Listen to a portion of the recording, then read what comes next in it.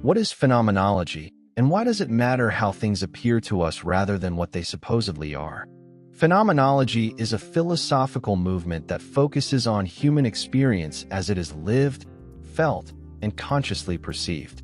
Instead of starting with scientific theories, abstract concepts, or assumptions about an objective reality, phenomenology begins with something much simpler: how the world shows up to us in everyday experience.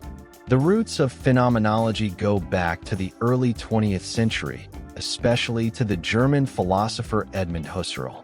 Husserl believed that modern science had forgotten something essential: the role of consciousness.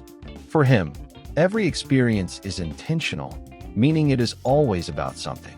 When you see a tree, remember a childhood moment, or feel anxious, your consciousness is directed toward an object, a memory, or a feeling. Phenomenology studies this relationship between consciousness and what appears within it. One of the key methods of phenomenology is called bracketing, or epiche.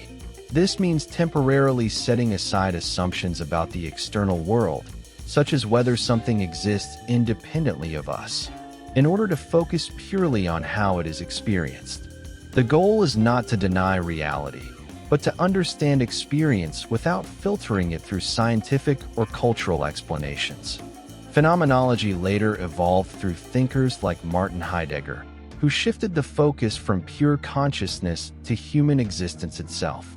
Heidegger explored what it means to be in the world, emphasizing everyday activities, emotions, and our sense of time.